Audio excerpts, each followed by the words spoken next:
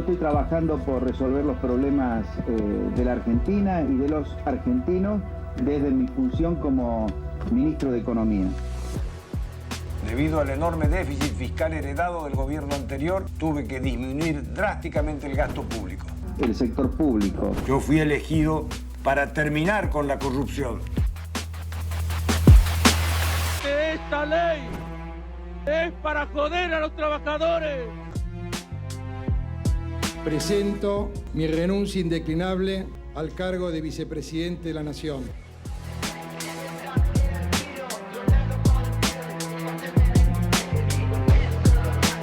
La Alameda surge de la rebelión popular del 19 y 20 de diciembre del 2001, junto con el proceso de asambleas. La antecesora de la Alameda es la Asamblea de Parque Avellaneda, en donde nos habíamos empezado a organizar en el barrio. Era la gente de a pie, la gente que nunca tuvo poder de nada, haciendo un acto político. El tema del encuentro es como un denominador común de la Alameda desde su origen, en ese 2001-2002. No ya discutir solamente política general, sino discutir cómo se retracta esa política general en cada barrio. Primero fue explosiva, primero fue identificar contra quiénes teníamos que luchar, con qué teníamos que luchar, y después fue de alguna manera un poco enraizarse en el territorio. Probablemente también esa crisis haya sido una oportunidad para que muchos compañeros, compañeras que venían cada uno militando, trabajando o ejerciendo el servicio en sus distintos lugares se encuentren. Cuando empezaba el frío, aquel año de 2002, un grupo que quedábamos todavía activos en la asamblea decidimos generar alguna acción concreta. En lo que eran las asambleas post 19 y 20, fue la primera que tuvo la iniciativa en recuperar un espacio, tanto que asamblea, como era el bar llamado La Alameda, en la calle Directorio.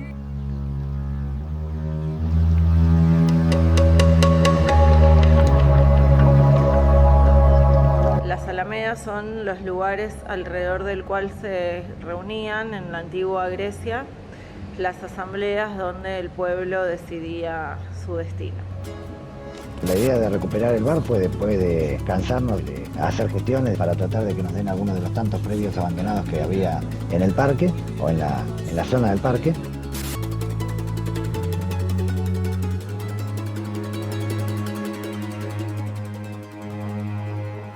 Había que hacer trabajo de bañería, de pintura, arreglar algunas cosas. Funciona un comedor, se alimentan más de 150 vecinos. Cuando llegué había gente profesional dedicándose a dar de comer y a ayudar a la gente con actividades.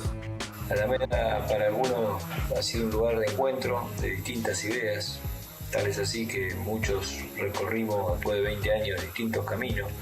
En ese momento yo me acerqué, pues no tenía trabajo, tenía 2 hijos y estaba embarazada de la tercera. Y más que nada me acerqué a la Alameda por el tema de la familia con mis hijos. Con la conducción de la Alameda siempre han demostrado una honestidad intelectual que es admirable. Siempre han hecho las cosas por lo que creen y eso habla muy bien de ellos.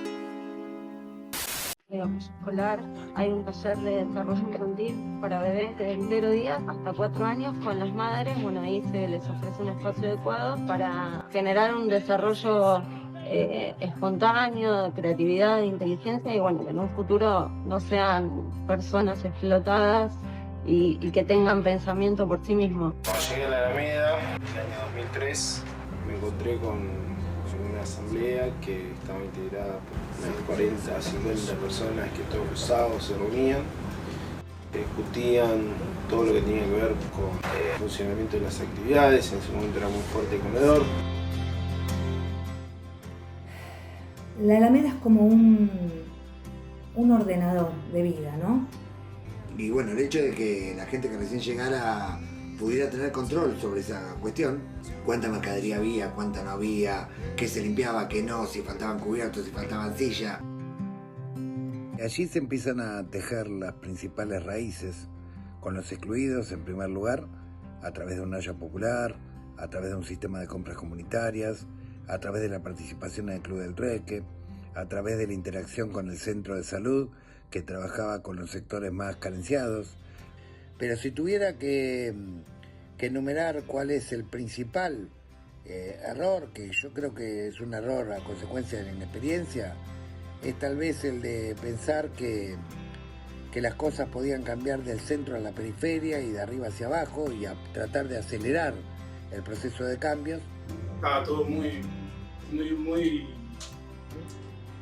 revolucionado las cosas. Algunos compañeros tenían bien en claro qué es lo que querían hacer en la media. Había otro sector que evidentemente tenían perseguido otro tipo de intereses. Por provenir de donde proviene y demás, esta organización tiene, y creo que eso es uno de los valores, tiene vocación de poder, pero tiene una vocación de poder para servir. Y por eso, a partir de ahí, llegamos al convencimiento profundo de que la cosa pasaba desde la periferia al centro, la cosa iba de abajo hacia arriba, y era mucho más importante generar procesos que ocupar espacios. Todo el mundo va y busca, tiene un problema inmueble, lo cambia, busca por otro, etcétera. No es el único comedor, hay muchísimos. Ahora, que el gobierno entregue alimentos, que además se le entreguen subsidios y que además se expropie la propiedad, ya me parece, con esta misma lógica, cada persona que es desalojada de su casa va a pedir la expropiación y que entre todos se pague el inmueble. La Alameda tuvo que ser expropiada 2 veces, en el 2004 y en el 2007. Fue una lucha muy dura que duró varios años. A la semana la legislatura trata la expropiación de la Alameda nuevamente. Los votos estaban muy divididos, perdíamos por 1, por 2, a veces perdíamos por 10. Que su sentar precedente es reconocer la dignidad de un número importante de vecinos, luchando por superar las adversidades económicas, sociales y culturales de la realidad que hoy vivimos en nuestro país, en nuestra ciudad. Bienvenido sea ese precedente, señor presidente. Implicó un nivel de hostigamiento y persecución muy grande por parte de la Liga de Rematadores. Habíamos hecho mucha lucha, digamos, para evitar el desalojo, cortes, comedores en la calle, muchísima actividad. Y bueno, me parece que hay que apoyar esto, ¿no? Y los cantores populares, como somos parte de la gente, evidentemente tenemos que estar acá. Siempre permanentemente mirando abajo de las alfombras de la sociedad, mirando los rincones oscuros y poniéndonos de cara a las injusticias que se cometen ahí, a la forma de explotación, a los atropellos, mostrando cómo sucede, pero además también poniéndole rostro y planteando formas novedosas de luchar contra esas injusticias. Me enviaron a hacer una nota de una protesta, una toma de un edificio en la calle Directorio, pero cuando llego al lugar, por supuesto, me doy cuenta que soy vecino. Vivo a 4 cuadras del lugar. Había muchos vecinos que estaban en el lugar en el momento, así que hubo un poco más de interés. Esto pasaba a 4 cuadras de mi casa, además de ser un tema que integraba la agenda de los medios en ese momento. Aprendí en la Alameda fue a pelear en la calle. Para mí fue un impacto muy fuerte. Del desalojo se detuvieron a 13 personas, algunas de ellas heridas. No pensaba nunca que iba a ocurrir. Sí, lo pensaba. Acá quedaban durmiendo 100 personas ahí. Después se fue reduciendo la cantidad de compañeros. Esperaban eso. Nos desalojaron porque acá hubo una compra fraudulenta por parte de gente de la liga vinculada a la Liga de Rematadores. Hay 12 detenidos y 2 heridos, incluidos menores de edad, que los sacaron por los hijos. A este comedor vienen 160 personas. En este momento están comiendo en simultáneo. En el comedor que recuperamos, 60 compañeros haciendo guardia, 60 vecinos, y hay aproximadamente unos 90 vecinos que hemos venido acá. La policía, a 4 horas de empezado el operativo, optó por retirarse. Finalmente, no sé si el comisario, quién dio la orden para que toda la infantería se vaya, y fue muy lindo ver a la infantería prendida y a toda la gente nueva dentro de la acción. Si querés te la regalo, de la Alameda no se vea. ¡Ole, ole, ole, ole, hola!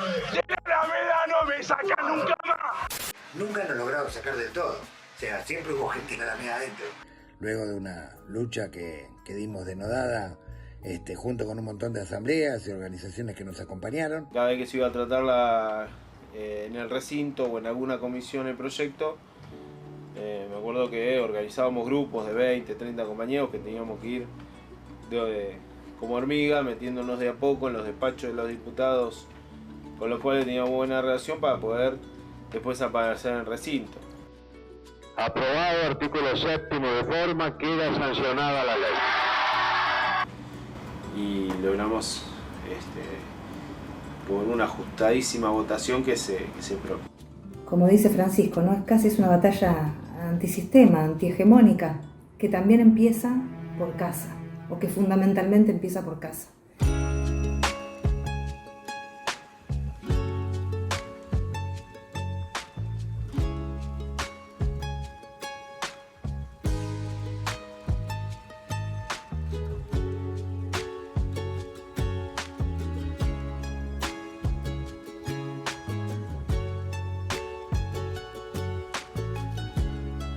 Empezamos a construir un vínculo de confianza con sectores de la colectividad boliviana que eran muy numerosos en el barrio.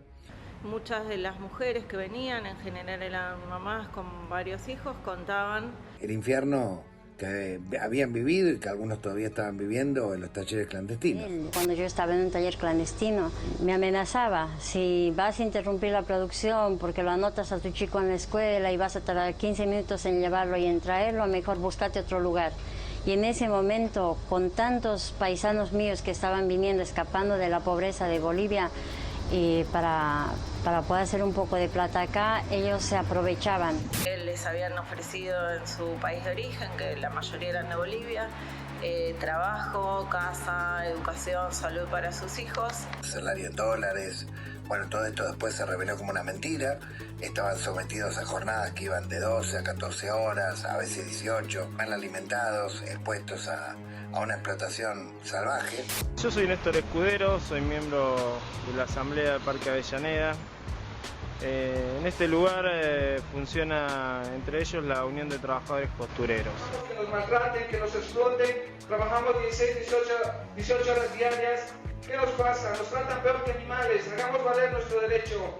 Esta organización tiene apenas 4 meses de vida, surgió a partir de los conflictos que se dan en los talleres de costura de la zona, donde bueno, en muchos casos, en la mayoría, se reduce la esclavitud, se trae gente indocumentada para explotarlos salvajemente. Estamos empezando a detectar trata, trabajo esclavo, reducción de servidumbre de grandes marcas con la colaboración de dueños de talleres clandestinos que eran bolivianos, que explotaban a sus propios paisanos en condiciones de superesclavitud. Fuimos recabando testimonios y así surgió la primera denuncia penal, que fue allá por el 2005. Todavía no estaba tipificado el delito de trata de personas, así que fue por reducción a la servidumbre. El trato era este: yo voy a pagar tu pasaje, la comida, y cuando tú empieces a trabajar me vas a devolver la plata que gasté en los pasajes y en la comida. Allí tenemos imágenes de esta noticia de última hora que está relacionada con una tragedia en un taller clandestino.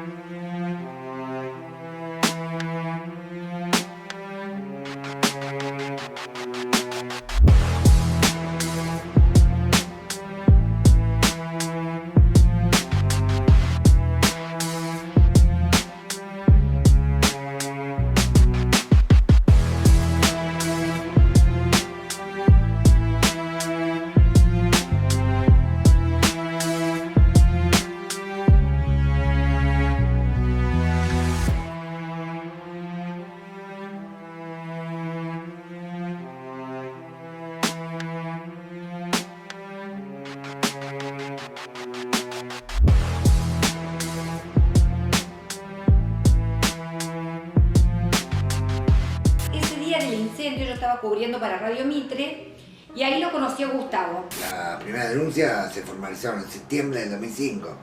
Entre septiembre del 2005 y el incendio boliviano, que fue en marzo, fue medio año de una catarata de denuncias enorme. Yo ese día me enteraba que existían los talleres clandestinos. Creo que fue la gran irrupción del tema de los talleres clandestinos, por lo menos a nivel público. Mal que mal, algunos programas de investigación habíamos ido al cruce de Cobo y Curapaligüe, habíamos visto cómo en aquel entonces los talleristas coreanos reclutaban trabajadores bolivianos. Eso que fue una postal inmediata posterior de la salida de la convertibilidad. Yo vi solamente que estaba ardiendo todo y ahí empezó a explotar ya el taller. O sea, siempre hablábamos de los lugares, de los talleres de cama caliente, todo eso, pero no sabía que realmente había gente que se la encerraban con llave. Bueno, todo eso nos enteramos a partir de lo que ocurrió en este taller y de conocerlo a Gustavo, y realmente me encantó la causa que tenía, la de la Alameda. Tiene su irrupción en la sociedad. Yo creo que gobernaba Tellerman la ciudad de Buenos Aires, me acuerdo. cuando salta este caso. Y entonces ahí conocí a la Alameda. La palabra costurero no existía, era tallerista. Vos escuchabas en la radio, escuchabas en cualquier lugar de la colectividad y era el tallerista y su gente. Su gente nunca se aclaraba quiénes eran, digamos. Nunca había una defensa o una individualización de los costureros. Murieron 6 personas, murieron 4 niños y una señora de 25 años que estaba embarazada. Un chico de 15 años murió y un niño de 10 y el otro era de 3, de 5 y 4 años murieron. Hace 16 años llegué a la esquina de la carrera de directorio, era estudiante de maestría en la Universidad de Buenos Aires. Llegué buscando una oportunidad para hacer una pasantía a partir del incendio en Luis Viale y la indignación por las familias y los niños que allí sufrieron. Y bueno, me encontré con un mundo nuevo que dejó grandes marcas positivas en mi vida, sobre todo por poder compartir con las compañeras bolivianas y aprender de su fuerza. Me permitió compartir y enriquecer la estancia en Buenos Aires, pero sobre todo dejó para mí esta huella de la dignidad cuando se lucha en colectivo. De la esclavitud y de las nuevas formas de esclavitud, la bandera es la consigna, digamos, que tiene la organización y que nuclea a la mayor parte de los compañeros y compañeras, cada uno de su lugar. Hay una canción, una de las canciones que duele, que es 8 horas punto, Talleres Clandestinos, que fue inspirada por la lucha, por la causa de todos quienes trabajan en la Alameda. Esa canción me dio muchas satisfacciones y ojalá no la tengamos que cantar más. Talleres clandestinos, asesinos, un mundo paralelo y ventajero, sin sábanas, amor ni documentos, y un juego de pelota los domingos. Pero del otro lado de la histeria, el shopping, el consumo y el mercado, al pie de una alameda venturosa, silvana lo más bello de lo humano, sucio galpón de sótano inmigrado, trabajo humedecido en servidumbre.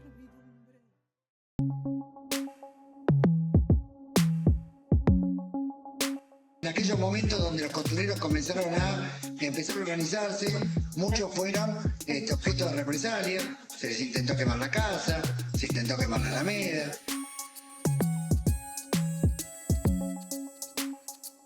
Funcionarios valientes que se incorporaron en momentos en que el Estado parecía desentenderse del tema. De alguna manera son las hijas de las condiciones espantosas que se descubrieron en Luis Viale, donde murieron 6 trabajadores migrantes, 4 de ellos menores. Los grandes medios, hasta el 2004, nos querían hacer creer que en realidad eran fenómenos episódicos, marginales, vinculados a la salada o vinculados a la falsificación de marca. Demostramos que es mentira que tenga que estar colgado de un puesto para hacer política pública y sacamos leyes y ordenanzas en un montón de lugares. Porque cuando empezamos a armar la unidad de trabajadores costureros, estaba el MTL, estaba el Pueblo Obrero, estaba el Teresa Vive, invitamos a todos a que vengan a participar. Se ponían a afiliar en la puerta muchos. Pero no es que no lo necesitemos. Lo que queremos decir es que queremos también mostrar que es posible otro paradigma de construcción. Ustedes van a notar que los domingos se llena el parque de compatriotas bolivianos, porque y en todo el resto de la semana, hasta inclusive el sábado, no salen, no se les ve.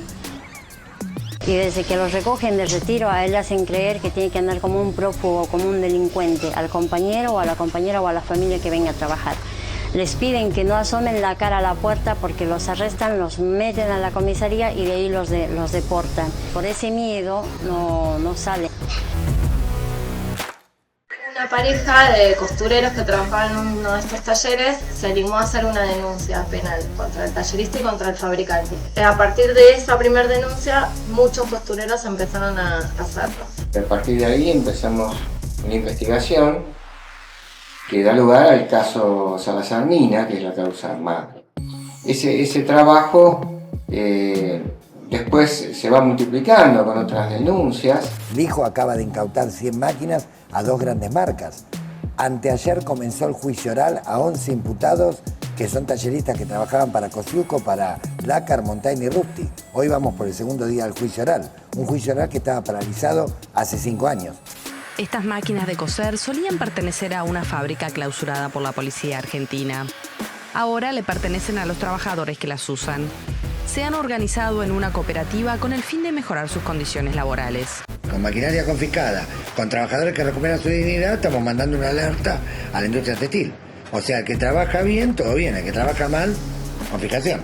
Y estamos peleando en esa perspectiva. Los mismos que se beneficiaron, explotando gente, traficando gente, sean los que paguen con los bienes que han adquirido con ese sistema de explotación, que paguen el resarcimiento que les corresponde a las víctimas. Y bueno, con mis compañeros fuimos a la Alameda a buscar ayuda. Nos ayudaron después a armar la cooperativa, que fue la cooperativa Lácar, conviviendo con la Alameda y con otras cooperativas, con cooperativas de polo textil. La gente que realmente que se dé cuenta de cada cosa que compra, si realmente está hecho en muy buenas condiciones de trabajo, ¿no? Era una cosa tan escandalosa lo que estaba ocurriendo por el 2003, 2004, pleno proceso de reactivación de la industria textil, que las comisarías, a nivel de sus cúpulas, muchas comisarías empezaron a incorporar dentro de la caja negra recaudatoria a los talleres clandestinos. La policía va cada vez a investigar todo lo que pasa, pero lo que pasa es que ellos agarran, le dan 200 pesos a cada uno, agarran y le dan una camisa de marca, agarran, se comen y listo, se van. A toditos nosotros agarran para que no miremos nada, nos suben niños y embarazadas y todo. Nos suben a la terraza porque no miremos nada. Pero en la terraza siempre uno sale, mira para abajo, todo lo que hay, ellos agarran y se meten con su camisa contentos, agarran y se van.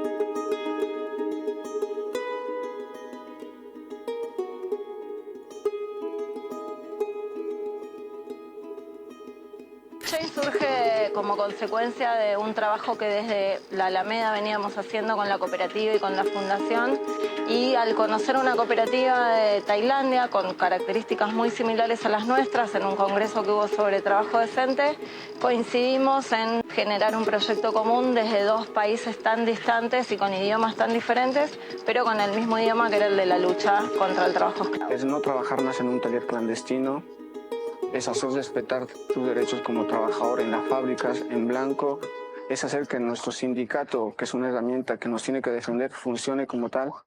Eso es vivir sin cadenas. A llegar a algunos diseñadores que creían que era correcto pagarle a los productores los precios que nosotros pensábamos que eran los adecuados, y un poco por las demás actividades que la Alameda iba difundiendo y generaba visibilidad no solo a la organización social, sino también a la cooperativa. La Alameda está compuesta por hombres y mujeres que no son locos y no hacen cualquier cosa, pero que no le tienen miedo y nunca le han tenido miedo a enfrentar lo que haya que enfrentar para dar vuelta a la taba.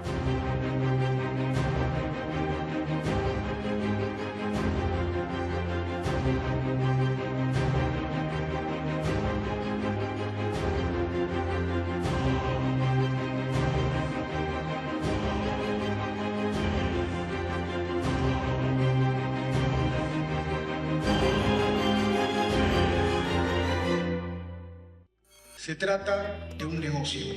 Esto es importante para entender. Todos los tráficos son un negocio. Quiere decir que alguien gana plata con esto. Si nosotros lo enfrentamos con la lógica de que se trata solo de un delito, probablemente nos estemos equivocando. Tenemos el 60% de la agricultura que requiere mano de obra intensiva, básicamente la fruticultura, la horticultura, también reducida a una situación de servidumbre, particularmente en las temporadas.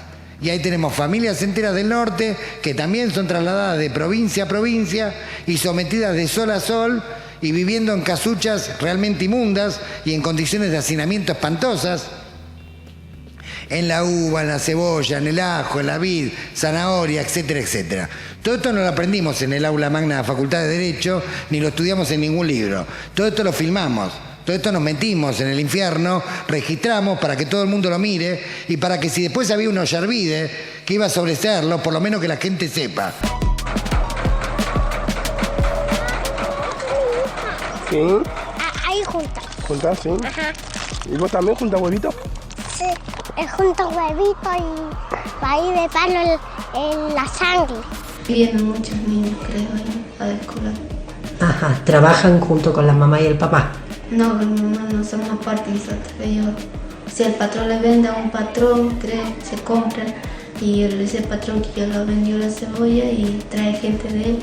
Y como no tiene muchas piezas, bueno, se hacen cargo porque viene mucha gente a descolar la cebolla. Cuando no están en clase están todo el día trabajando con sus papás. ¿Y a vos te gusta trabajar así en el campo?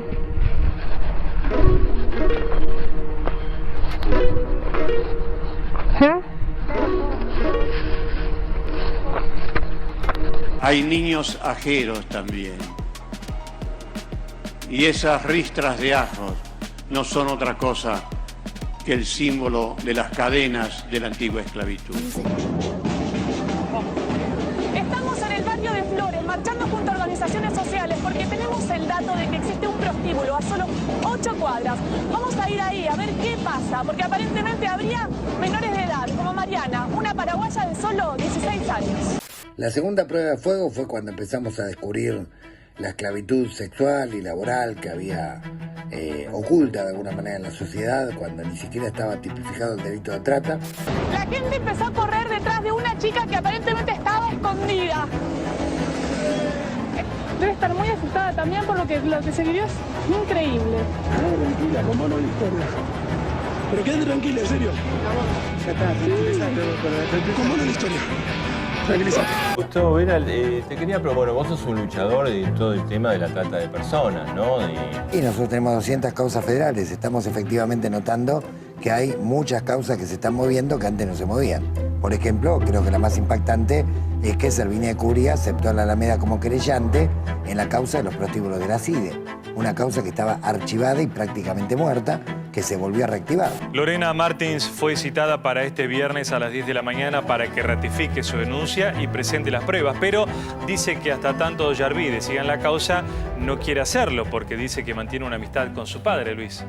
Sí, ¿O fue amigo? Claro, el tema de la denuncia de Lorena Martins es un tema de trata de blancas, por lo cual denuncia a su padre, el ex agente de la CIDE, Raúl Martins. No es una denuncia, digamos, política, sin embargo, ha creado un pequeño escandalete político porque, de alguna manera lateral, están implicados en esa renuncia, están mencionados en esa denuncia el juez Norberto Yarvide y el propio jefe de gobierno de la ciudad de Buenos Aires, Mauricio Macri.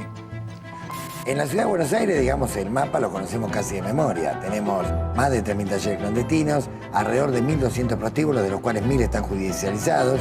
Tenemos en prácticamente todos los barrios de la capital una cantidad importantísima de puntos de venta de droga. Está re tranquilo, yo pensé que iba a estar más movido. Compré cocaína. Me dieron cocaína y me ofrecieron servicio las dos chicas. Aparentemente, como bien ellas me decían, la sentaron, una tiene 24 y otra 19 años. Cuando empezamos a denunciar el entramado de complicidades policiales, judiciales y políticas que había alrededor. Hubo largas noches, yo he estado con una custodia en primera instancia en la Gendarmería Nacional, de Prefectura Nacional, y mi hijo con mis padres ha tenido que estar con una custodia.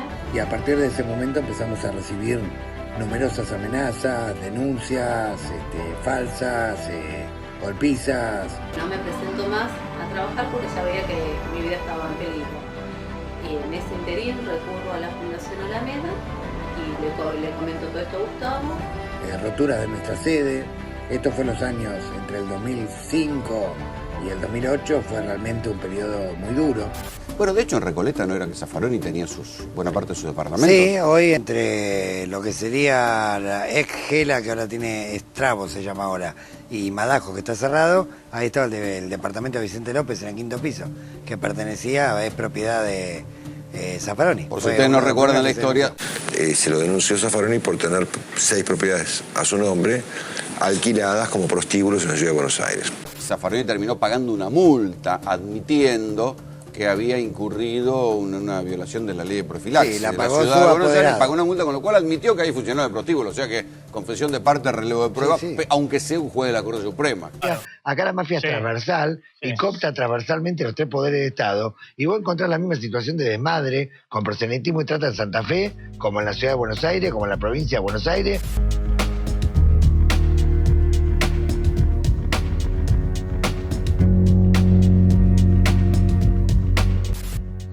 No te voy a mentir, yo soy policía retirado. Con el poder, con la policía, con el poder político, digo, sectores de entidades intermedias fuertes de nuestra comunidad y la prostitución, según podemos ver a lo largo de la historia de nuestra provincia siempre. Estoy aquí en Sicilia, me dio cuenta que nosotros no podemos acabar con este fenómeno hasta cuando permitimos que la mafia paga como favor lo que el Estado tiene que garantizar como derecho. Hay que tratar de juntar videoinformes, hay que tratar de juntar evidencias y hay que tratar de concientizar y reclamar a la sociedad civil que empecemos a movilizarnos antes de que la mafia nos lleve puestos. Mafia Capital era un consorcio institucional que tenía vínculo de la política, de las empresas, todo eso. Entonces era muy importante considerarlo porque iban a actuar con las mismas características de la mafia. Ejercicio de poder, consenso popular, distribución de favores. Eso es muy importante porque nosotros también vemos que mafia no es organización criminal preventiva, sino una militaridad. Esto es necesario, alguien lo tiene que hacer. Es eso, es decir, la sociedad siempre construye héroes que representaron lo que el Estado y el sistema no proponían ni atendían. Y ustedes son una especie de héroe de este tiempo. Vamos a pedir al Señor que bendiga este lugar, que es bendecir el lugar y sobre todo que bendiga nuestra memoria y la rescate del olvido. La memoria que siempre recuerde el testimonio de un hombre que abrió huella y que ese testimonio sea semilla para hombres y mujeres que quieran comprometerse en el servicio de los demás. Bueno, el vínculo con el padre Jorge Bergoglio se comenzó a establecer en el año 2008, a consecuencia de las denuncias que llevaba adelante nuestra organización. Yo conocí a la Alameda en el 2008, una carta que recibí de Gustavo, tenía una entrevista y hablamos de los temas que más los preocupaban a ellos y preocupaban a mí.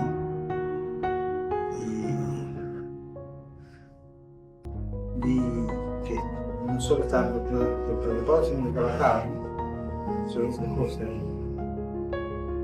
Y en ese momento recuerdo que nosotros escuchamos una homilía que hubo en la Semana Santa del año 2008, en la Villa 2124, donde el padre Jorge Bergoglio hablaba de la cultura del bolquete, hablaba de la explotación laboral y sexual, hablaba de la trata. Y bueno, nos llamó mucho la atención porque en aquel momento muy pocos hablaban de la trata de personas. Que ellos se adhirieron y después fueron colaborando en las misas contra la trata de personas. La primera fue en la iglesia de la Boca de Madre de los Migrantes y después dos más en Constitución. A partir de que salió la encíclica Laudato Si, la hemos abrazado como una herramienta política fundamental. El 1 de julio del año 2008 se realizó la primera misa a favor de las víctimas de trata, con la consigna por una sociedad sin esclavos ni excluidos. Y ahí es tomar conciencia y rezar, ¿no? Como cristianos rezar para que el Señor nos abra la conciencia de este grave problema de que en Buenos Aires hay esclavitud. ¿No? Lo repito siempre, en Buenos Aires hay esclavitud de diversas maneras, a través de la trata de mujeres para la prostitución, los talleres clandestinos, el trabajo infantil escondido. No hay mafia donde no hay relación, vínculo con el poder económico, con el poder político, con el poder de la información, con todos los otros poderes. Entonces, la Alameda es un ordenador político, efectivamente es un faro moral desde el punto de vista de la moral popular, muy importante. Se dio una misa en el taller clandestino, ¿no? Donde murieron 6 o 7 criaturas en el gallinero arriba, que es la guardería del gallinero, quemadas cuando se incendió. Cosas que la gente olvida, hoy salen los diarios y ya pasado mañana te olvidaste, ¿no? Y esta ciudad es una ciudad que no es memoriosa, se olvida con facilidad. Cada hombre y mujer recibe la dignidad de su trabajo, pero le quitas la dignidad cuando en su trabajo lo explotás, lo formás en esclavo, ¿no? Que sos un ciudadano segundo, sos esclavo. Luego el vínculo fue muy estrecho, muy cotidiano. Él estaba siempre de alguna manera protegiendo a nuestras organizaciones. En mi caso particular, además, construimos una relación de amistad que al día de hoy perdura. Y por supuesto, cuando el padre Jorge Bergoglio se transformó en el Papa Francisco, la dimensión y digamos el alcance que tuvo la lucha contra la trata en la agenda mundial fue realmente muy grande, y en esto humildemente la Alameda también hizo una gran colaboración. No podemos desentendernos de la carne de nuestros hermanos. Y en una cultura donde lavarse las manos es la orden del día, donde mirar para otro lado, hacerte el distraído, ¿no es cierto? En una cultura del bolquete donde ya se impone en esta civilización que hay gente que sirve para vivir y gente que ya hay que tirarla al bolquete porque la gente a priori no sirve para vivir. Creo que un mensaje de este tipo ayuda. Y eso creo que la Alameda lo hace.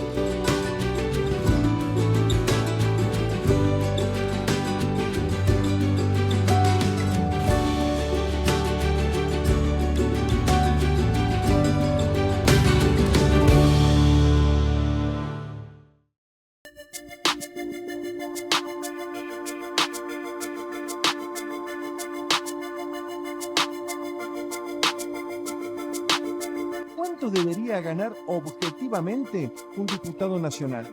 Deberíamos ganar el doble. Un ministro está en 340 y 150 y nos parece bien.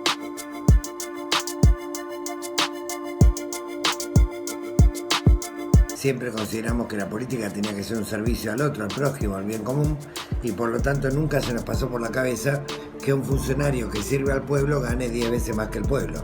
No puede ser que cada vez que se van al exterior les ponen 500 euros por día y un montón de privilegios de todo tipo. Bueno, llegó un momento que lo tuvieron que tratar obligadamente en el Parlamento. Bueno, perdí 48-4, ahí me di cuenta que la grieta no era tal, pero bueno, después volvió la jugada de vuelta. Y ahora estamos con senadores de 11 millones de pesos y todas estas cosas que son una cosa ridícula, porque si no predicar con el ejemplo, obviamente no vamos ni a la esquina. Y bueno, y tratar de alguna manera de que la política se convierta en una buena palabra y en un instrumento de servicio para modificar realmente la calidad de vida de la población. Rivera es legislador en la Ciudad de Buenos Aires por el Partido por el Bien Común y dicen que donaba ya más de 800.000 manos.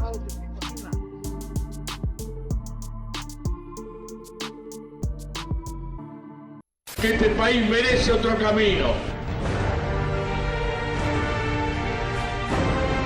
Cantando viene de los mafiosos esclavistas.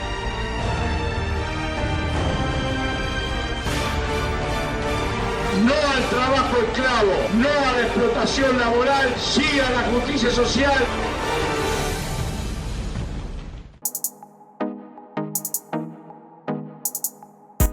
Es absolutamente indispensable que la CGT esté a la cabeza de esta lucha, la lucha por erradicar el trabajo esclavo en la Argentina y toda forma de explotación. Y estamos orgullosos de estar con compañeros que han demostrado una resistencia a la dictadura, a las políticas neoliberales, y ahora el mundo feliz del relato para defender los intereses de los trabajadores. Estamos haciendo este acto justamente para reafirmar, ¿sí?, que vamos a perseguir a los esclavistas por todo el país, que vamos a reclamar al gobierno que haga lo que tiene que hacer, a los inspectores que hagan lo que tienen que hacer y a la justicia para que haga lo que tiene que hacer. Nadie va a entender la lucha colectiva de los trabajadores para crecer en la seguridad social y para crecer socialmente si no ha provenido y ha mamado desde su hogar, desde su cuna y desde su idiosincrasia precisamente lo colectivo. Trata tiene como motor un proceso de acumulación mafiosa de capital sobre la base de pisotear la vida, la libertad y la dignidad de las personas. Y segundo, que no se puede combatir la trata si no se combate también el lavado de activos, que es el delito, digamos, posterior, inmediatamente conectado a esto. Y un poco lo que esta CGT quiere hacer con este acto es marcar que hay 500 millones de esclavos, pero no para que esto quede en un acto como si fuera el festival que hace mañana el gobierno, sino para marcar que tenemos que estar alertas y militantes para ser dignos, ¿sí?, de esta patria y empezar a liberar de esclavitud en Argentina. Entonces, en medio del relato, ¿sí?, y en medio del mundo feliz, esta CGT y la Alameda vienen a denunciar que en la Argentina, además de haber un 35% de gente que está en negro, hay 500 millones de personas que están esclavizadas. Hoy hubo una marcha, otra vez, para pelear contra los prostíbulos. Esto fue lo que pasó hoy a la tarde, en la marcha de los vecinos de Recoleta. Hoy los vecinos actualizaron el mapa del delito, hay 54 prostíbulos detectados, hay muchos puntos de venta de droga, hay 270 delitos reflejados en este mapa. A este lugar que tenemos atrás lo firmamos hace cerca de un mes desde afuera. Hubo un trabajo de un compañero que estuvo firmando una noche por acá y comprobó que estos lugares siguen funcionando como lo venimos denunciando desde 2012. Hicimos varias marchas, hicimos las presentaciones judiciales correspondientes en la Justicia Federal, en la Justicia Contravencional, en la Agencia de Control Comunal, en la FIP, según los casos.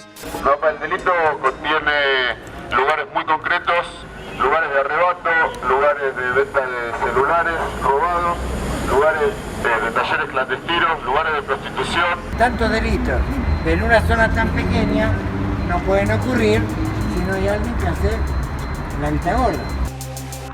Denunciamos 7 búnker narcos y 31 prostíbulos en 11 y ahora estamos por denunciar 118 puntos narcos en la jurisdicción de la Comisaría Octava, 11 Balvanera. Hay 10 cocinas de prioridad de cocaína funcionando dentro del 11-14. Hay una cantidad importante de prostíbulos habilitados falsamente como pseudo whiskerías, pseudo cabaret. Hay un Estado en realidad presente ausente. Ausente para los vecinos, presente para recaudar, que involucra a jefe de brigada, a los subcomisarios y al comisario. Creo que de jefe de brigada para arriba hay mucho lo que hay que depurar.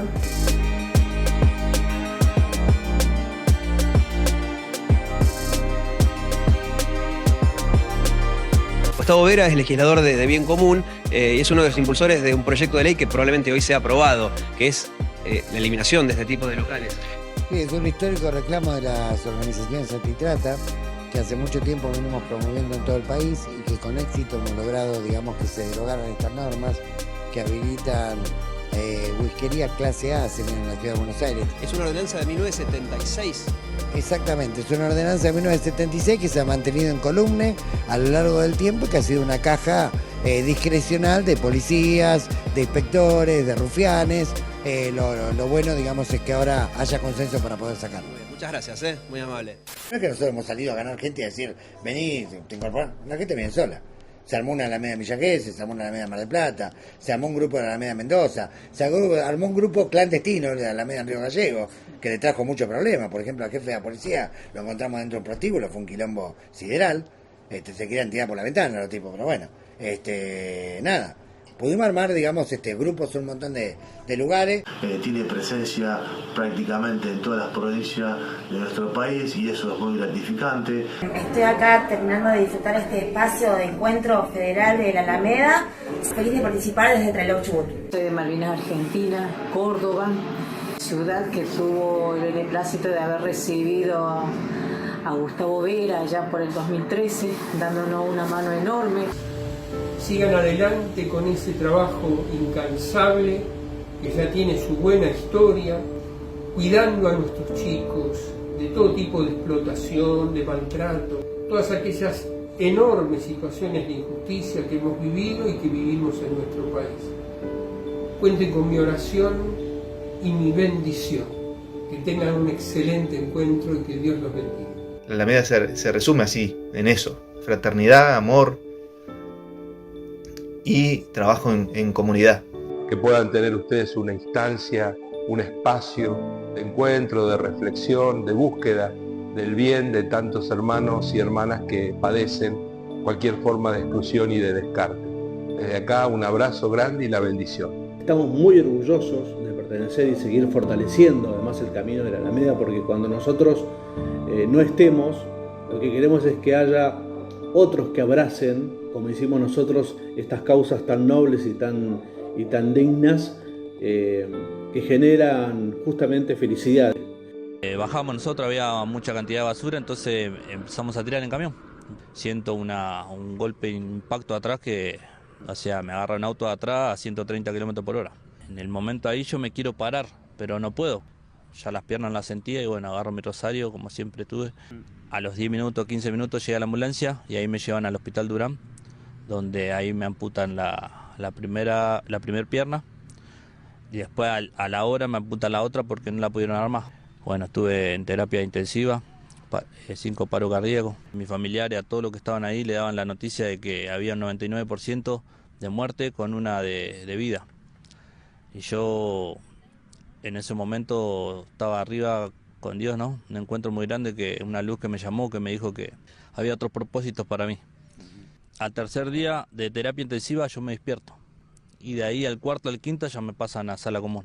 Y ahí fue cuando empecé a recibir mucha gente de todos lados, ¿no? Mi vida cambió ya sin mis piernas, pero con muchas ganas de salir adelante. La verdad, muchas veces nos quejamos por problemas que tenemos en la vida cotidiana, pero cuando vemos todo lo que le pasó a Maxi en su vida y sobre todo el último accidente y cómo está poniéndose la familia y la vida al hombro, todos los problemas nuestros nos parecen una cuestión totalmente secundaria. Así que agradezco mucho al cuerpo, agradezco al sindicato de camioneros, al Papa Francisco que se preocupó por Maxi, lo tenemos aquí presente, le pedimos a todo el cuerpo que lo homenajemos con un aplauso.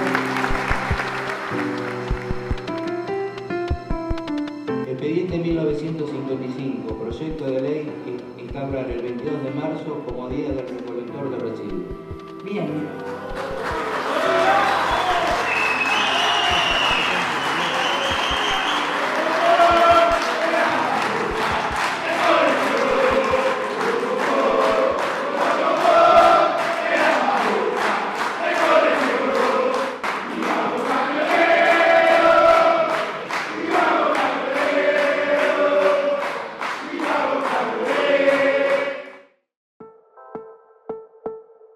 Lo que nos da el 21F es esta amplitud de organizaciones, ¿no? Sindicales, sociales, políticas. Es una construcción innovadora y eso lo hizo el 21F con Alameda, con Camioneros, donde nos da la posibilidad de estar todos. Señores, no sigan aplicando políticas que no solamente hambrean a la gente hoy, sino que hambrean el futuro de nuestros hijos porque están hipotecando al país, compañeros. Esto es lo que venimos a decirle. A partir de ahí se empezaron a hacer frentes y multisectoriales en todas las provincias. Hay alrededor de 670 gremios y organizaciones sociales. Es una confluencia de distintos sectores de la sociedad. Hay sindicatos enrolados en la CGT, la 2CTA, la Corriente Federal, movimientos sociales, la iglesia. Nos acaba de recibir Francisco y nos acaba de firmar y bendecir la bandera de la multisectorial 21F, con la que estamos reagrupando los sindicatos y movimientos sociales de toda la Argentina para ponernos a la patria de la que están dando vasta demostración de lucha a lo largo y a lo ancho del país. Una Rosario que estuvo colapsada por la multisectorial que aglutina distintas protestas. La primera moción formal a la compañía de la multisectorial que vamos a someter a votación es dar aprobación al programa elaborado por las 875 organizaciones de usuarios de la placa que hicieron parte de este programa. La multisectorial, que fue creciendo día a día, convocaba a la marcha contra los tarifazos, convocaba a la marcha contra la reforma laboral, convocaba cada vez que el gobierno con medidas antipopulares y la 21F siempre estuvo presente en las calles, en las rutas, en las plazas. Continúa este paro general de actividades por parte de las centrales obreras realmente contundente en lo que significa la repercusión de la medida de fuerza. Al no funcionar el transporte público de pasajeros, no hay servicios aéreos, no funcionan las escuelas públicas, hospitales, tampoco los bancos. Y esa perspectiva realmente marca el nivel de la protesta y la desconformidad que tienen los trabajadores a partir de la política económica que está implementando el gobierno de Mauricio Macri. Solamente con unidad vamos a poder decirle no a este gobierno, no al presupuesto 2019 y no al FMI. Ha tenido conatos de protesta en distintos puntos del país. Están en el puente de Resistencia en la provincia de Chaco, en el puente que une con la provincia de Corrientes. Los tenemos a los protestas en Neuquén, en la Patagonia. La General Paz y Lugones está a marcha muy lenta, y tenemos muchas protestas aquí en la ciudad de Buenos Aires con distintos epicentros, la zona del Congreso, la zona de Plaza de Mayo, la zona del Obelisco. Así que realmente la multisectorial del 21F está generando una protesta importante y con masa crítica. Que el estudio de Laudato Si los ayude a dar pasos significativos de justicia y solidaridad. Vemos como cada día crece la violencia y sufre nuestro pueblo. Crece el número de pobres, falta la tierra y el techo. Mientras se deterioran los hospitales, la salud y la escuela pública. Mientras el pan se encarece y se especula con el precio de los alimentos y los más pobres sufren hambre. Ante la falta de trabajo, por los despidos masivos y la flexibilización laboral, donde muchos tienen un salario injusto y las jubilaciones no alcanzan, por un sistema económico en clave egoísta que prioriza la especulación financiera en detrimento del trabajo. Francisco dice textualmente que la política es la forma más alta de caridad y que los cristianos tienen que involucrarse en política en el sentido, sea como solidaridad social, sea comprometiéndose con la sociedad bajo diversas formas. El Papa promueve todo lo que sea diálogo, todo lo que sea encuentro y todo lo que sea sociedades justas, inclusivas y sustentables. ¡Viva la patria!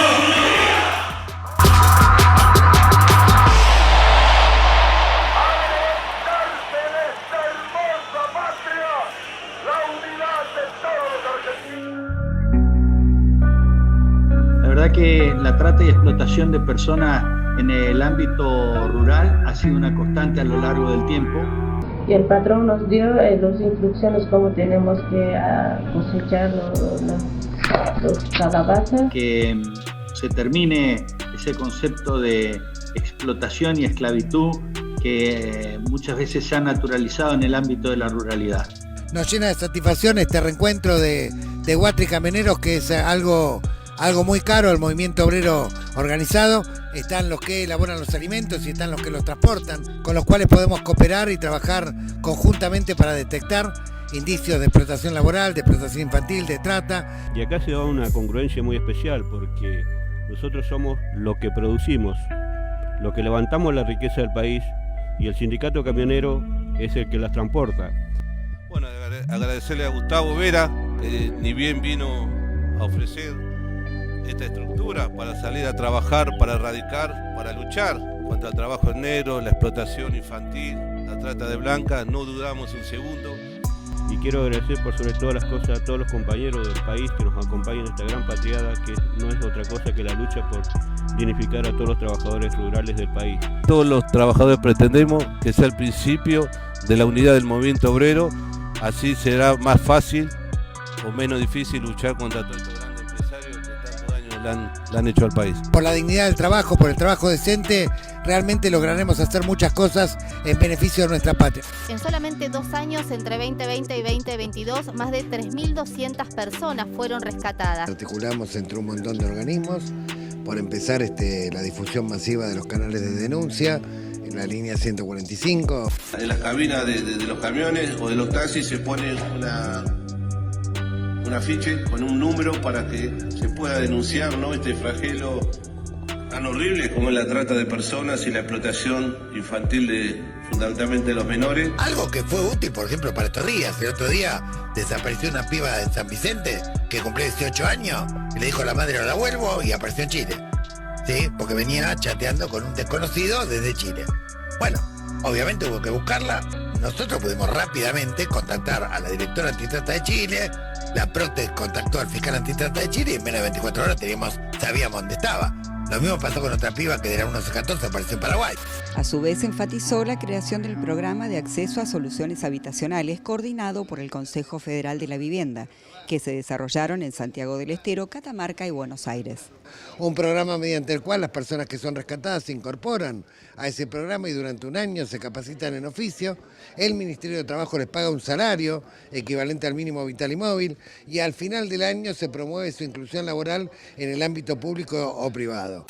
Nuestro país está en la categoría más alta tras los esfuerzos que realizan en materia de prevención, persecución, asistencia y protección a las víctimas. Así lo señaló Facundo Lugo, integrante del Comité Ejecutivo para la Lucha contra la Trata y Explotación de Personas.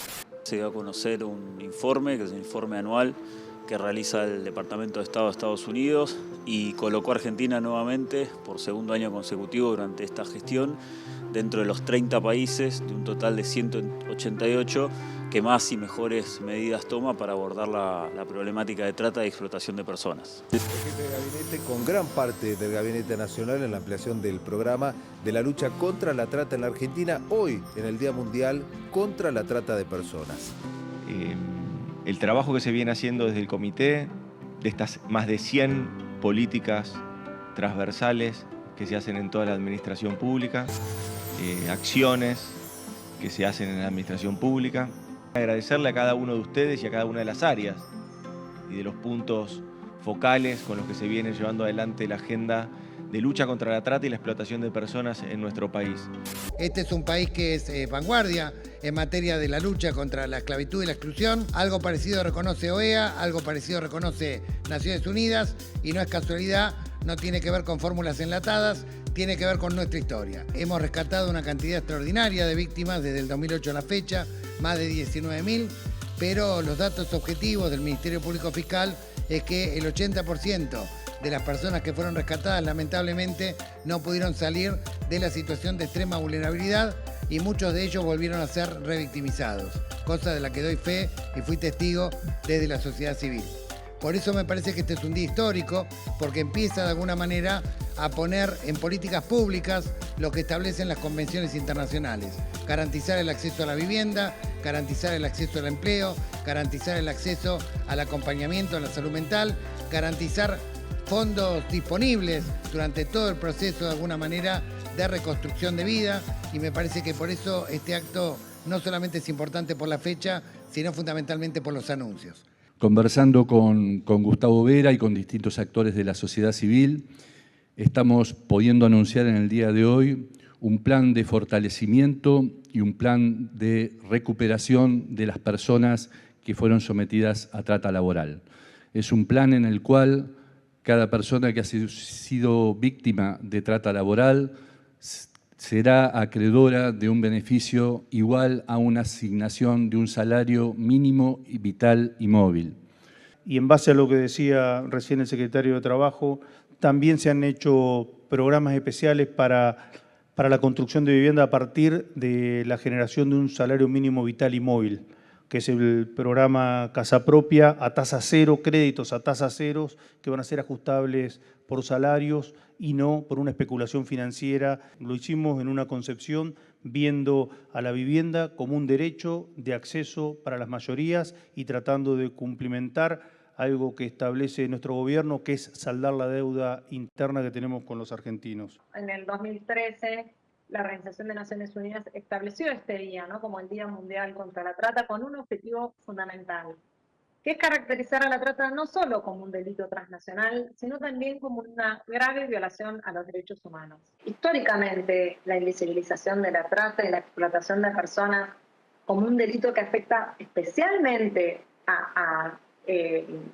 LGBTIQ+, contribuyó a un proceso de naturalización de este problema o de esta problemática.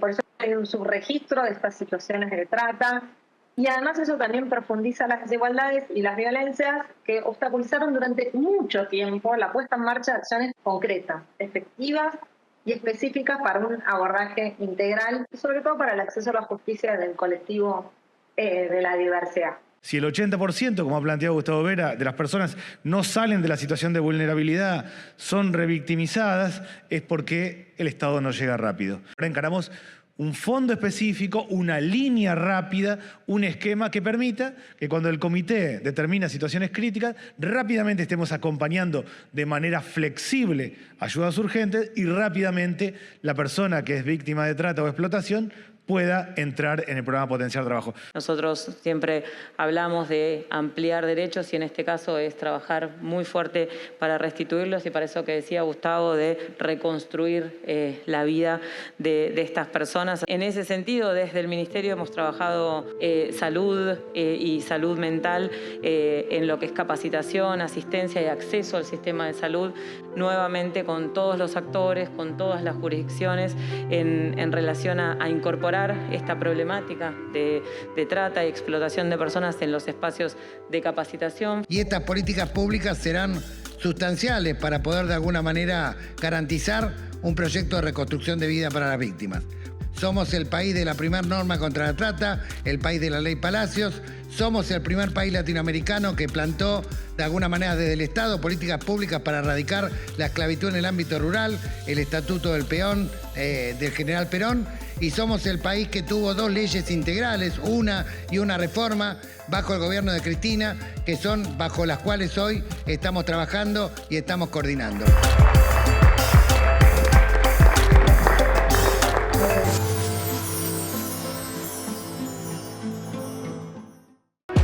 No se trata solo de migrantes, se trata de no excluir a nadie. El mundo actual cada día es más elitista y cada día es más cruel con los excluidos. Quienes padecen las consecuencias son siempre los pequeños, los pobres, los más vulnerables, a quienes se les impide sentarse a la mesa y se le deja solo las migajas del banquete. La Iglesia, en salida, sabe tomar la iniciativa sin miedo, salir al encuentro, buscar a los lejanos y llegar a los cruces de los caminos para invitar a los excluidos, a los que nosotros mismos estamos excluyendo como sociedad.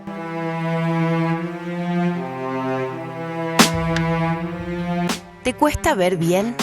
La trata y explotación de personas tampoco se ven a simple vista. Por eso, desde el comité trabajamos de manera federal, articulando con los gobiernos provinciales y municipales de todo el país. Incorporamos delegados y delegadas en el territorio para trabajar con organizaciones de la sociedad civil, municipios y sindicatos.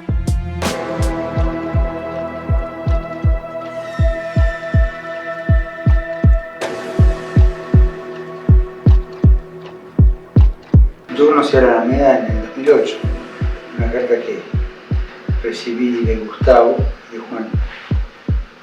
Y venía a una entrevista y hablamos de los temas que más los preocupaban a ellos y me preocupaban a mí.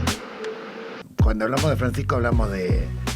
Si hablamos de su magisterio hablamos de presente y también de futuro, porque lo que él describió y lo que él propone para curar al mundo, sanar al mundo y al planeta, sigue absolutamente vigente. Yo venía de haber abandonado la iglesia hacía 30 años. Imagínate que la verdad que no pensaba encontrarme con un sacerdote con esa ejemplaridad, con esa ternura, con esa capacidad de empatía con los más pobres, pero sobre todo que predicara con el ejemplo en esa jerarquía. Y cuando veías a este cura callejero, viviendo como pensaba, predicando como actuaba y como obraba. Y creo que, bueno, cuando se convirtió en Francisco, no es casualidad, lo reconoce la Santa Sede, más de 100 millones de personas volvieron en todo el mundo a la Iglesia Católica, volvieron a creer gracias a Francisco, ¿no? Pero sobre todo porque el mensaje no solamente era justo, sino fundamentalmente auténtico.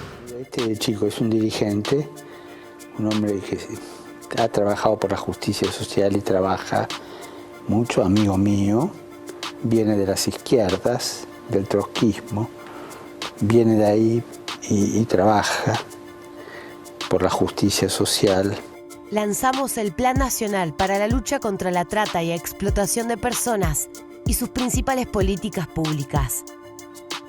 Estatuto de acceso a la vivienda, formación e inserción laboral, acceso a la salud mental y acompañamiento terapéutico, asistencia económica directa a las víctimas de trata, incautación de bienes y reutilización en beneficio de las víctimas. ¿Qué pasa con las víctimas después de que las rescatamos? Estoy hablando de qué hizo el Estado para acompañar a reconstruir un horizonte de vida. Y reconstruir un horizonte de vida implica varias cuestiones, por lo menos 3. Casa, trabajo y acompañamiento terapéutico. El acompañamiento terapéutico tiene que ser obviamente adaptado al trauma tremendo que tiene cada una de las víctimas. Nosotros recordamos el caso de una víctima de explotación sexual que se le dio una vivienda precipitadamente sin que haya completado un adecuado tratamiento terapéutico. Bueno, nunca pudo usar la vivienda porque se intentó suicidar varias veces. ¿Se entiende entonces? En el caso de la víctima de trata, el acompañamiento terapéutico es clave. Es tan importante como la casa o el trabajo. Defendemos el trabajo con derecho y por eso luchamos contra la trata laboral, contra el trabajo forzado, contra la reducción a la servidumbre. Entonces, esto es algo que hay que potenciar en el documento de la OEA, que es muy bueno, muy completo, pero hay que bajarlo a tierra. Hay que bajarlo a tierra y hay que trabajar con los operadores. Habíamos conseguido el otro mes el tema de la incautación de maquinaria de trabajo esclavo, que se la cedimos a los COM, se inauguró la cooperativa el 9 de julio, y bueno, después empezamos a buscar organizaciones que pudieran apoyar para formar el capital inicial de tela y de dinero para que la cooperativa pueda empezar a producir. Y los primeros que empezaron a apoyar fue Atlanta. El Club Atlanta empezó a hacer una campaña solidaria por los COM. El día que Jorge estaba hablando con las selecciones de Italia y de Argentina y que le decía, además de ser personajes, ustedes tienen que ser personas, solidarios. Entonces yo le escribo un mail y le digo, mirá, vos seguís perdiendo el tiempo con los equipos grandes, pero como en todos los ámbitos de la vida, la posta la tienen los más pobres y los más chiquitos. Mirá lo que está haciendo Atlanta.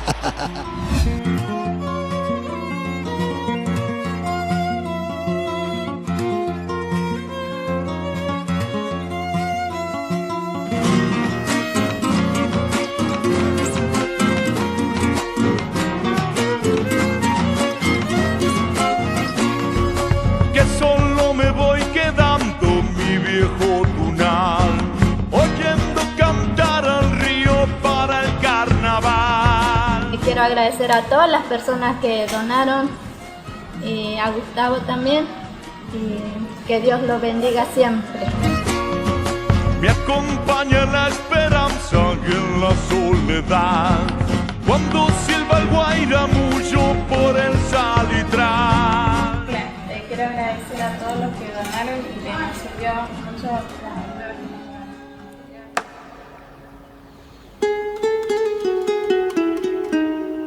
Yo creo que la Alameda ha generado desde el inicio mucha credibilidad. Credibilidad en el sentido que aquello que predicaba, se puede usar un lenguaje religioso, lo sostuvo siempre.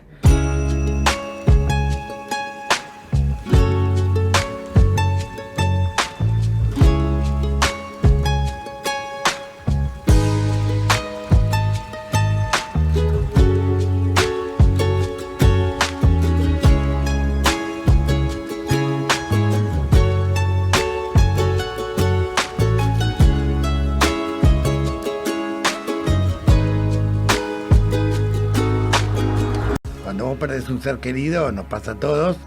Lo primero que haces en el proceso de duelo, aparte de llorar obviamente, es empezar a atesorar recuerdos o cuestiones anécdotas que te recuerdan a esa persona y tratás de guardarlas en tu memoria, en tu corazón. Yo tenía cientos de cartas de Bergoglio, 516 para ser exactos, las conté porque tremendo, una leí. Cantidad. Las mías son como 8.500, pero esta era la pulque. Porque Mirá, obviamente le qué escribía bueno. yo 3-4 veces por semana, contestaba una vez por semana, más que suficiente. Un escritor latinoamericano decía que las personas tenemos dos ojos, uno de carne y otro de vidrio. Con el ojo de carne vemos lo que miramos, con el ojo de vidrio vemos lo que soñamos. Está lindo, ¿eh?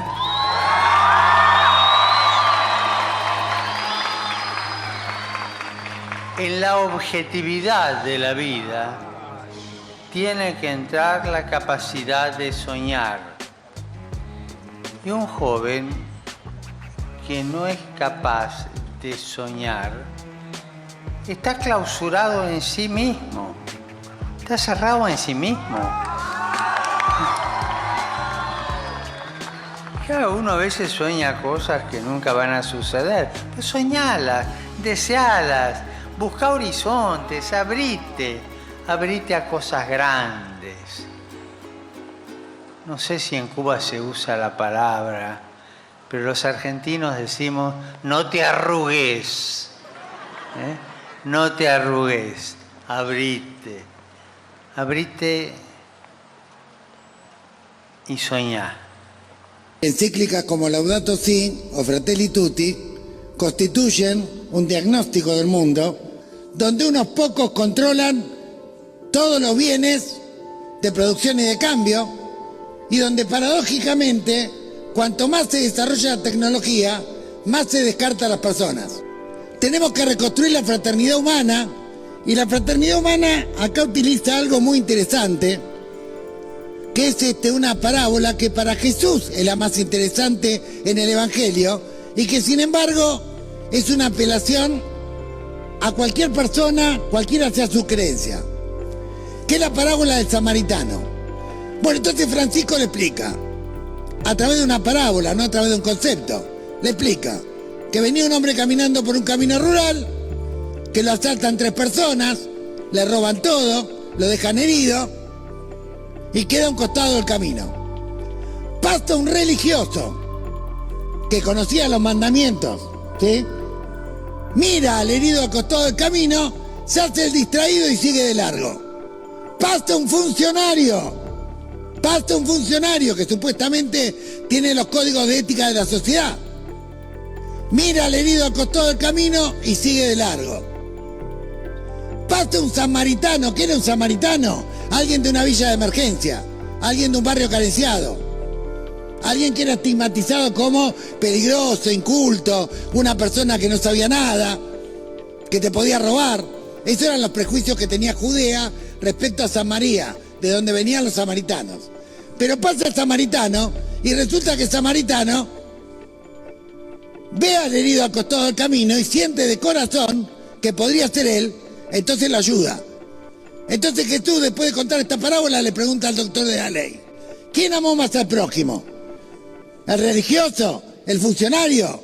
¿El samaritano?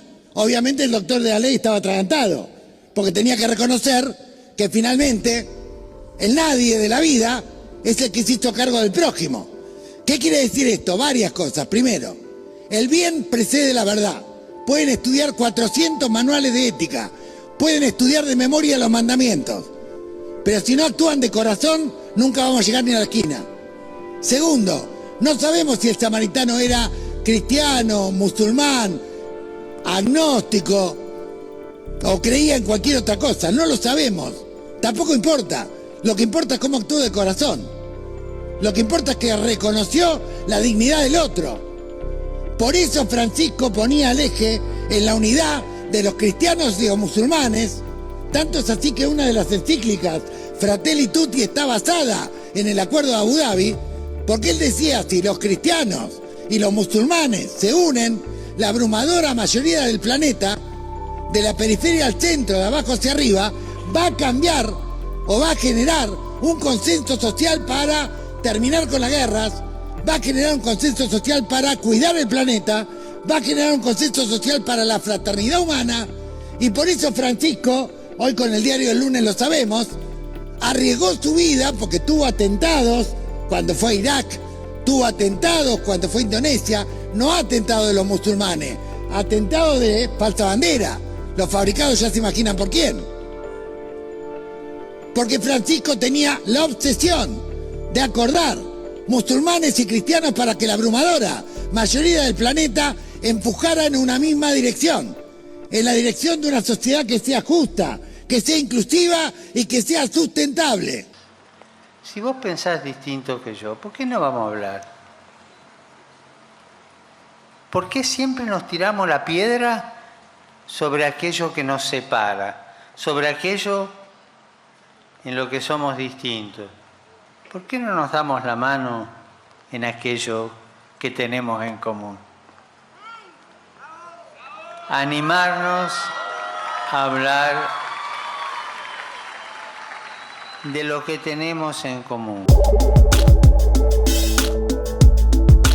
Que estamos votando algo que tiene que ver con la libertad, la vida y la dignidad, delitos que tendrían que ser considerados de lesa humanidad. 60 votos emitidos, 41 votos afirmativos, 19 abstenciones. Queda sancionada la ley.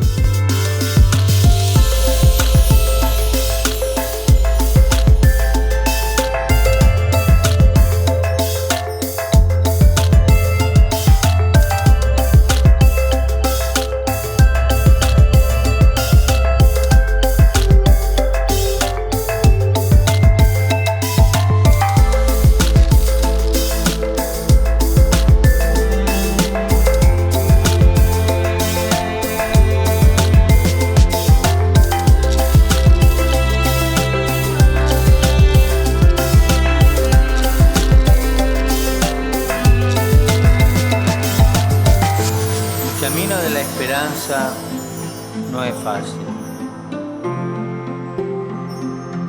y no se puede recorrer solo. Hay un proverbio africano que dice: si querés ir deprisa, anda solo, pero si querés llegar lejos, anda acompañado. Y yo a ustedes, jóvenes cubanos, aunque piensen diferente, aunque tengan sus puntos de vista diferentes, quiero que vayan acompañados, juntos, buscando la esperanza, buscando el futuro y la nobleza de la patria.